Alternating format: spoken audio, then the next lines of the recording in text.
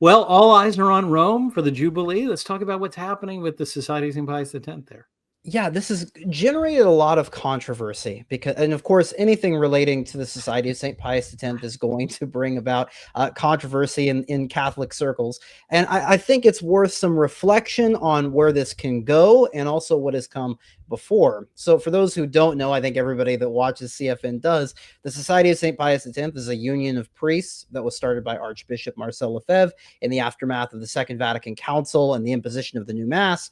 And the goal of it was to bring about a safe community for priests and also lay people to be able to go to these masses. But really, the goal of the SSPX is for the priests to be able to celebrate the old Mass and be able to promote the old faith, the traditional faith, uncorrupted by modernism or liberalism, which became so prevalent in the aftermath of the Second Vatican Council.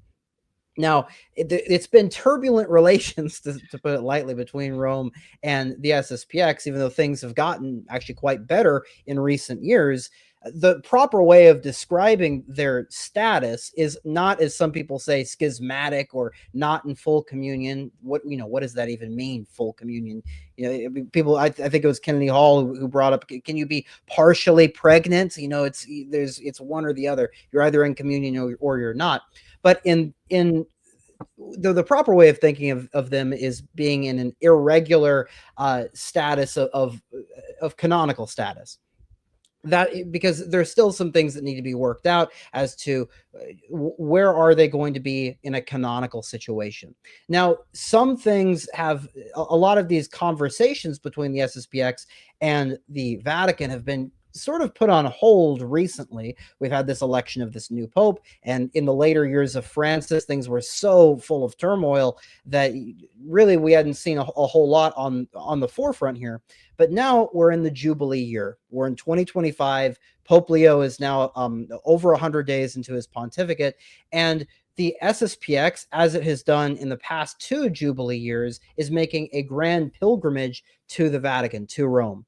Now, a Jubilee year happens once every 25 years. These have been going on since the Middle Ages. It's a part of the pilgrimage culture of the Catholicism, which was extremely popular back in the Middle Ages, where people would take up wanting to engage in the sacrament of penance, get major indulgences and partake in penance in order to remove the temporal punishment for sin. And it was eventually established that these happen once every 25 years. So this is not an irregular thing that's happening. This happens every 25 years, and the SSPX is making their pilgrimage as a part of this Jubilee year. Now, is this a big deal? Them making that pilgrimage on its own is not. What people have been bringing up, though, is that the Vatican did add them to the official calendar and has also given them permission to hold events in major churches in Rome, such as, I think it was St. John Lateran and other churches around. A quick note on that. When I was in Rome recently, I asked the society community there, is that an irregular thing that the SSPX would be allowed to celebrate masses in those large churches? It really isn't that crazy. That's actually been something that the Vatican, the Roman authorities have allowed the SSPX to do in the past. So that's not even weird in and of itself. People have been really looking at this adding to the calendar. Now, other groups that are very controversial certainly aren't as Catholic as the SSPX, like pro-LGBTQ Catholic groups that we've covered on this show before, have also been allowed permission to go and been granted the status on the calendar as well. They're a part of the Jubilee. So even there's nothing being done in and of itself, but people have seen this is a sign of a possible dialogue that could be happening between the SSPX and the Vatican. And the reason for that is because the last time this happened, because as I mentioned, the SSPX did this in 1975 and in the year 2000, every time the Jubilee happens. In the year 2000, when the SSPX made this Jubilee pilgrimage, it was a big deal. It made a major impression on Pope John Paul II and the Roman Curia. They saw all of these seminarians, all of these priests dressed in the traditional cassocks, very devout, very pious, and it reopened discussions between the SSPX and the Vatican, which eventually led to the lifting of the excommunications and later Summorum Pontificum. Now, I want to answer an objection here and a criticism that comes up, and then we can maybe get into where does this lead into the future. Well, some people have pointed out that the SSPX is very critical, and traditionalist commentators like CFN were very critical of, for example, when the Anglicans are allowed to have ceremonies in churches, or, for example, the Assisi meetings where you had interreligious ecumenical meetings. And they'll say, well, why does the SSPX and why do other traditionalist groups criticize that? But now we're giving so much credence and we're giving so much value to when the SSPX is given permission to do all of these things. Well, an important thing to recognize, especially to people who might be newer to this sort of conversation, is that the SSPX's position is not a overtly sedevacantist position. It's not the SSPX does hold that the Roman pontiff, Pope Leo XIV, is the head of the Catholic Church.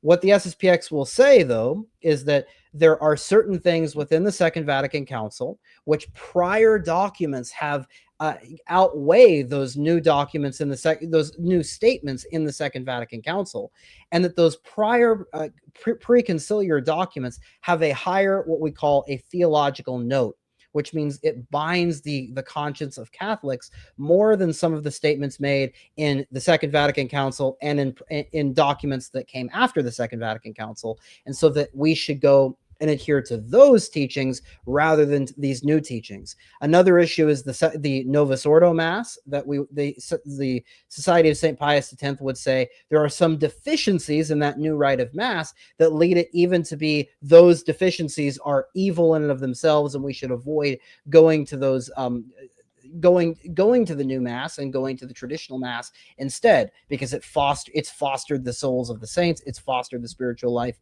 of Catholics for centuries. Now, without getting into the weeds there, the sedevacantist position would say that either what the Pope has done is infallible in something he said, and since the Pope can't make an infallible statement that is fallible, therefore he's not the Pope, or that there are secondary objects of infallibility. So, for example, well, can the Pope put this Mass on everybody? Can he bring about the new Mass?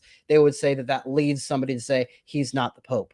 Now, not getting into any of the debates between those two groups, my point is, which we've been open to discussing with sedevacantists in the past on CFN. It's a questionable time in the church. There's a less and less certainty by the day that's brought about. But my point is to say the SSPX does not have a sedevacantist position. And what does that lead us to say? Well, the Roman pontiff is the Roman pontiff. He has the authority over the church, and we should give him the degree of respect to want to have these sorts of events where these priests are going to Rome, where you have where you're seeking a recognition and a canonical solution. Now, this leads us to the future, and we'll see why this is important. The SSPX is in need of bishops. They are down to 2 at the moment, Bishop Fillet and Bishop de Galarreta. Now, both of them are getting quite up there in years. They're overworked tremendously, and it's becoming an inevitability. The SSPX is going to have to ask permission to consecrate bishops in the near future. And so the question is just as in the year 2000, that led to doctrinal discussions opening up, will this lead to something happening on that front? Now, I want to point out, just so everybody is prepared in the future and so that this is going through the heads of traditionalists, that we need to ask now, and we need to be aware of this coming up.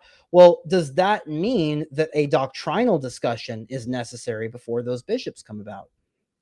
And so if we look on the Vatican side of things, they're very interested in solving this, because this is something that's been going on really since the council. It's been a thorn in their side. But it's also been something that they want to make sure that they're not delegitimizing any of the things they've said in the post-conciliar period.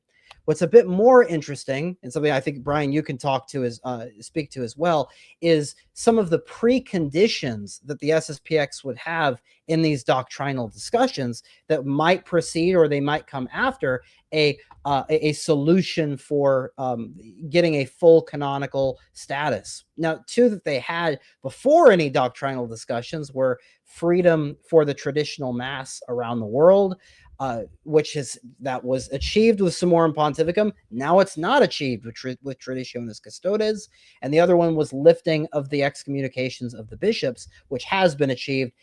And finally, these are the things we're going to have to look out for and people should be discussing and thinking about, which I'll link in the description below, an article that actually Brian wrote back in 2014 about the 6 preconditions that the SSPX was looking for in establishing in these doctrinal discussions and looking for canonical status, which is the SSPX must be able to criticize the Second Vatican Council in that sense that I was talking about. There's pre-conciliar documents that outweighs it.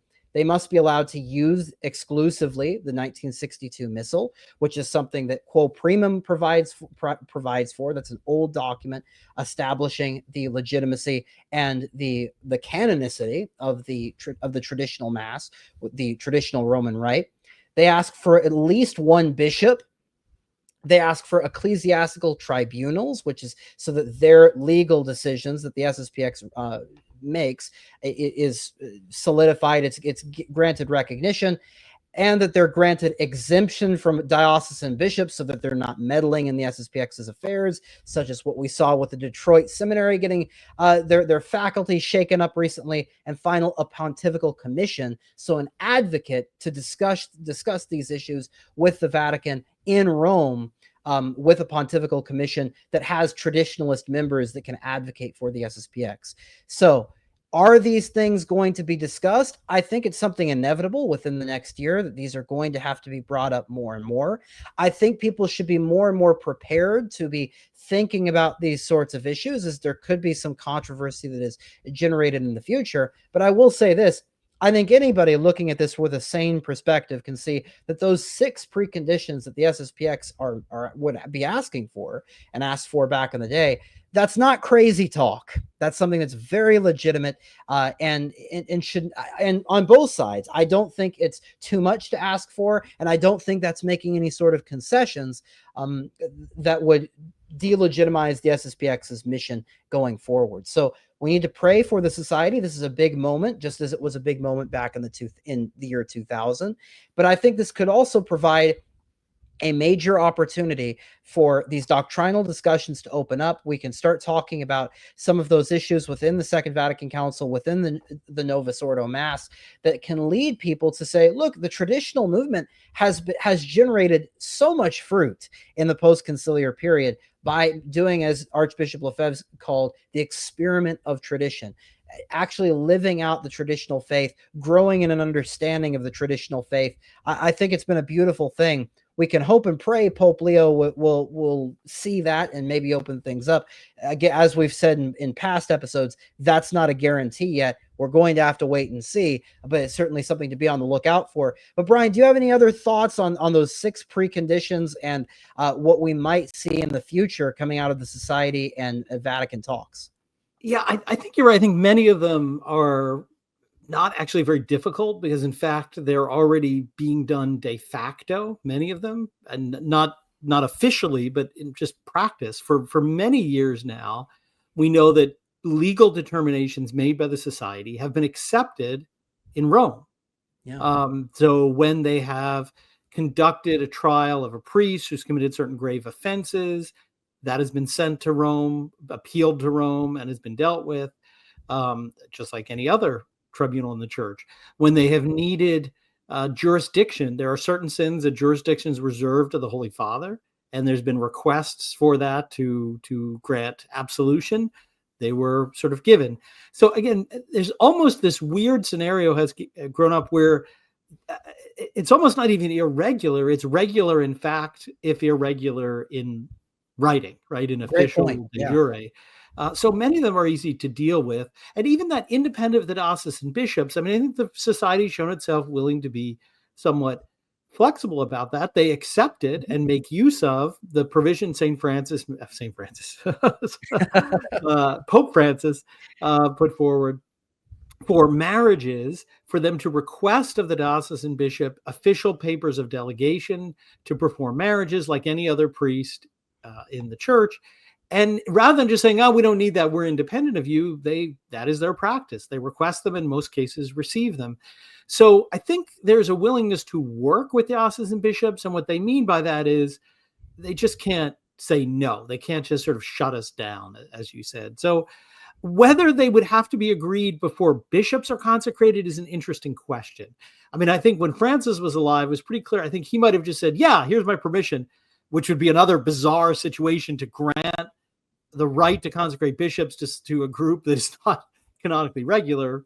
But he did that with jurisdiction for confession and marriage. So that's a possibility. Like, okay, we're not going to deal with the big issue. We'll let you consecrate certain number of bishops. I will note the request then was 1, but that's when they had 4 bishops. Right. So yeah. I think if they were to say now, they would not say 1 because they need more than 1. But that's what's really to be seen this year. Is the Vatican going to say, if you want the bishops, you have to reach a practical agreement for regularization? The society's position so far has been, we will not accept a practical legal agreement until you answer us on the doctrinal questions and we get some doctrinal understanding, which so far, even the last 2 popes, they just can't answer them. So they just say, we're not going to talk about it. So we'll see. As to the pilgrimage, we'll see. I'm interested to see reports coming out of it about how big it is. There's some speculation it'll be fairly large like the others, but there was a little bit of a glitch with this. They didn't really decide whether or not to have an official pilgrimage until pretty late in the year. It was in April that they first announced it. And the original advice to the districts was everybody do your own pilgrimage. We're not having a single one. And a lot of other districts outside of Europe have already gone and did pilgrimages. There were several, even within the US, there were sort of individual groups. So it's hard to know how many will go to this. I mean, I think it will be very European dominated. I think France, Italy, Germany will be the most makeup because of that, because those who live further away, I think many of those countries have already sent delegations to the Jubilee. But it will be interesting to see what reports come out over the next few days. Yeah, and we'll have some videos on the screen of some of because there's been videos that have been coming out. It does seem to be pretty sizable. I was very impressed. Bishop Fillets out there carrying a massive crucifix, leading that pilgrimage. We'll have those videos on the screen. And last thing I'll say, because I know there's some people who might be skeptical of saying, well, are you dismissing the Second Vatican Council or the Novus Ordo Mass? People have to understand, and by reading some of those old traditionalist authors like Michael Davies, this can be seen very clearly. The Vatican has consistently been very duplicitous and very, in some ways, deceptive or two-faced with the SSPX on this matter. Either Ratzinger answering Archbishop Lefebvre's dubia in a very strange way and contradicting himself with official interpretations of religious liberty, or very famously, before the bishops were consecrated, there was delays of when the bishops, when they might be able to get bishops. It's been very controversial. So all of this is going to come down to prudence. I don't think people need to avoid, I think, making broad strokes. As we've said, things are very gray. We have to be careful not to say we want nothing to do with Rome, because that doesn't follow from the society's position. We also have to be careful to not say, well, we believe he's the Pope, therefore we're going to trust him with everything. There's going to take some prudence. I think these SSPX priests are probably ready for this. I think this has been on their minds. So we'll see what comes out of it. I am hopeful on these grounds, though, that there's some very prudential people within the Society of St. Pius X who should be able to make things work